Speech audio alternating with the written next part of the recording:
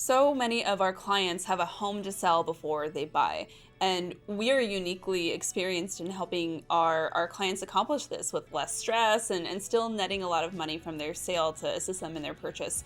And we just had a really great example of this with a couple of clients at the start of the year. So I figured it would be fun to share a little bit about how we were able to help our clients get their offer accepted on their dream home before their house was even listed. So if you're into that kind of thing, you are in the right place. And hey, if we haven't met yet, I'm Stephanie. And I'm Bryce. And we are realtors here with My Home Group Real Estate, serving the Scottsdale, Phoenix area. And we're really excited to share a little bit about our process and how we help our clients achieve their home goals. So while this situation worked out really well for our clients here, it is a unique, everybody's situation might be unique to a different method. Right. In order to accomplish this goal. Yeah, that's why it's super important to talk to the professionals. Yeah, work with good agents, Yeah. work with good lenders, having a plan in place ahead of time, contacting an agent that you're going to be working with early enough to get this rolling. Yep. So in this situation, our clients have a place to sell and they're looking to buying up, and in this market with inventory levels as low as they are, and with as many competitive buyers as there are, how do you do that if you have a home to sell? Yeah. So these clients reached out to us probably about almost 6 months ago now, which is really ideal for us, because we always say, if you even think you're going to be buying or selling within the next 12 months, the time to talk to the professionals is right now. Especially if there's a lot, that has to happen, like in order to put a plan in place. If you maybe are renting and you just need to buy a house, you don't have to sell something. It's easier to work on shorter time. But in this case, we had to put a plan in place, make sure that their financing was where it needed to be, and we were able to get it done. So let's talk about how we did it, or what we did, or I want to start with how great the communication was with these clients. So we began with a phone call. We really Zoom call, just Zoom call. Book it, and which you can do below. Yeah. we began with a really great Zoom call, and we got a chance to really understand not only what they wanted to do, but what was most important to them in this process. And one thing that they made sure to let us know was that they are extremely risk adverse. Yeah. And that's okay. And honestly, that is the kind of thing that we need to know in order to set really great expectations and create a unique plan that's going to work with them instead of put them in a situation to where they felt uncomfortable. And this exciting process of moving into their dream home was going to be something that they would actually enjoy instead of, be dreading the whole time. And so they helped us understand their tolerance for risk. What they really wanted was to be able to find their dream home, write an offer, and get it accepted, contingent upon them selling their house before even listing their home for sale. And what do we usually say to our clients when they want that? Yeah, I mean, it's not something that we're looking to do. Yeah. I mean, really challenging. It's just very challenging in this market. It's hard enough to get a contingent offer accepted, but one that's not listed yet, it's much more difficult as a buyer in that situation. So. Yeah. Because the seller might be looking at you thinking like, well, do you really want to buy a house? Because you still have to do a lot to get your home even listed, let alone find the right buyer for your home, right? So from that perspective, we had to do a little bit of education. And then back to the competitive market, what seller is going to look at your offer when you have other offers that don't have to be contingent? So in this case, lucky for them, the whole situation is they were open to looking at homes that had more days on market. Mm-hmm. Right, so something that isn't the fresh listing on the weekend, the hottest new listing with the jazziest, prettiest photos. But it is a beautiful home, which is what's incredible. Yeah. So it's a home that's beautiful that hasn't received any offers yet, or maybe they did and they just didn't work out. Mm-hmm. But it's 30 days on market, and they were willing to look at something more seriously because they didn't have everybody throwing themselves at it. So when we found it, in this case, the plan was, okay, let's find it. Let's share as much about your home, because it's not listed, with the sellers that we're going to be writing the offer on, so that they can see, because we knew that their home would sell really fast. Beautiful home, incredible location. They have it, they're decluttered. It's so that was the big thing I wanted to mention. They spent like 2 months totally decluttering their home. Not that it had a bunch of clutter to No, begin but with, just because they were preparing their tidy home. They were people.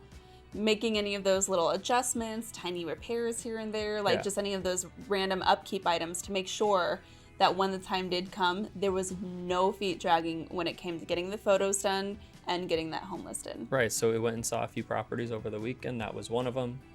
Had a good conversation with the listing agent, shared photos that we had of the property, and the plan for our listing at this price, listing at this day, getting it on the market.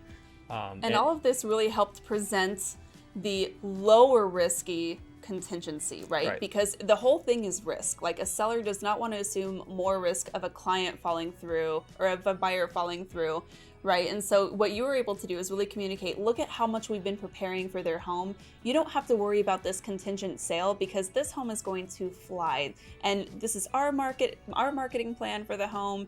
This is what the photos are going to look like. We're going to be good to go. Right. And all that helped. I mean, the listing agent on this property told us that sharing all that information without it being listed, made a difference. It definitely helped seal the deal as far as getting it under contract for their purchase. Now, then the next step was, okay, we're under contract. Well, I guess before the next step really was writing that offer in a way that's helpful and beneficial to our buyers too, right? So we had a longer close of escrow to make sure that we could account for getting their home listed, under contract, and closed in a way where it'd be able to close and then funds transfer over to the new purchase. So we were able to write that contract that way. But once we did get it under contract, it was go time. Like, we had a photographer scheduled. He came out, got the photos, listed the property, I think within 2 days. Yeah. And there's a couple of things that allow us to move that quickly, right? So I want to first go back to the offer documents. So as a member of the public, if you're watching this, you should not have to know this, but one thing that you might want to know about this process is there are a lot of additional addenda that go along with a purchase offer when you are contingent. And these documents can be very complex, and even seasoned agents have trouble completing these from time to time because it can be a little more rare of a scenario. Like, it doesn't happen every day. Every single transaction is not like this. And so these documents can be really complex, and the way that you present them can really either set the seller side up for feeling good about accepting them or feeling too risky. And I think that you did, like you mentioned, such a great job of crafting the documents in a way that protected our buyers really well, but also made it easy for the seller to say yes. Yeah, I mean, we give our buyers the time that they need, because within the contingency you have a date that you set it as, and there's a couple of dates that you have to play with actually, but making sure that our buyers were protected in terms of getting their home under contract by X date and having the time to do so to prepare the listing. Well, it was already being prepared, but get it actually listed on the MLS, negotiate offers. Yeah.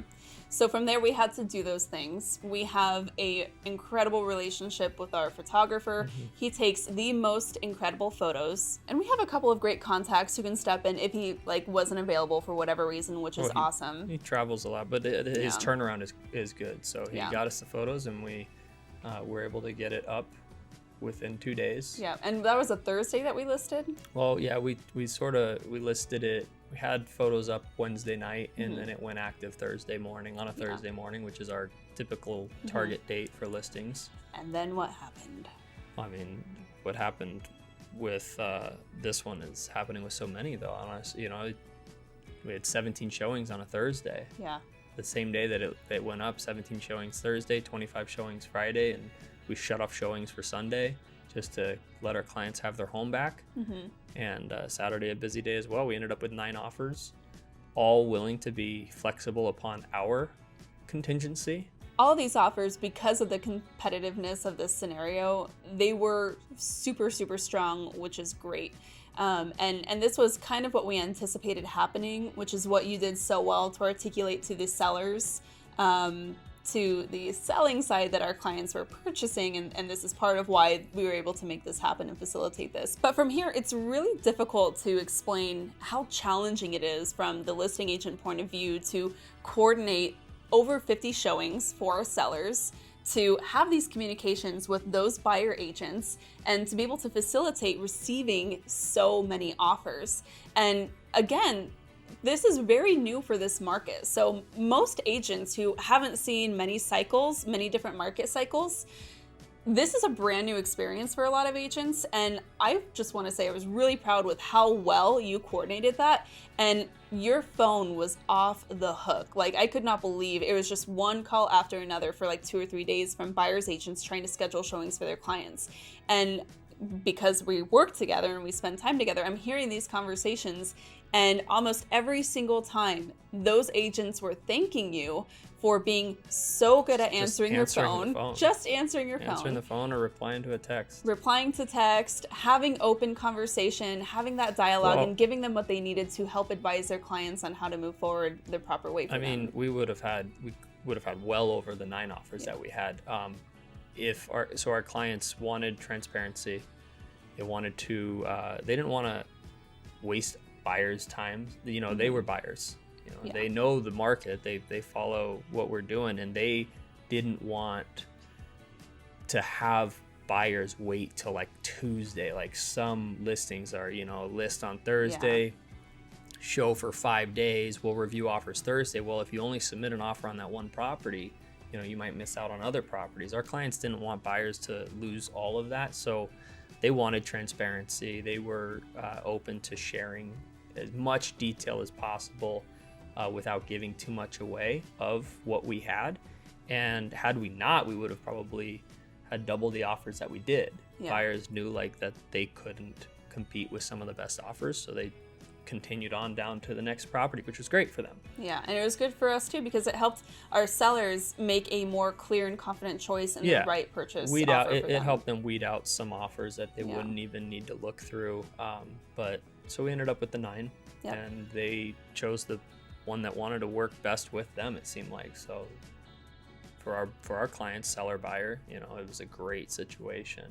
So it's not closed yet. There's still a few things that we need to do to you know, finish out the process, because I'm still getting calls today on this listing. I got and it's pending, and you know, it's moving smoothly, but this is a lot of times this process is going to take all of 30, 40, 45 days, and so we're just gonna keep moving it along until we get to the closing table. But you know, hopefully all remains well. Only like a crazy unforeseen circumstance would take us off the path at this point. And there's other ways to do this too. And I think we've talked about it in other videos. So, but like if you have to sell to buy, or if you are buying and you have a home to sell, maybe you don't have to sell to buy, and there's a way to work it where you're putting a partial down payment in a sense. They can do like a recast, I think is what it is, the lenders, when you're purchasing a home but you have to sell. And there's other ways to get creative with this. So, but you can't do it if you're trying to scramble at the last minute. So that's why it pays to really give yourself that time, just like our sellers did, and give yourself the extra breathing room you need to actually formulate a plan with intention. Be prepared. Work with people that know what they're doing, and whether that's us or your agent or lenders, partners, all of it. Like, you just have to be prepared. Well, I had a really good time just walking through this process, and if this gave you any ideas on what it might look like for you, all of the details are in the caption below and ways that you can contact us. We would love to hear about your story and help you come up with a plan that is going to save you time, save you stress, and help net as much money possible from your home investment so that you can move on to the next exciting part of your home ownership journey. Until next time. Bye. Bye.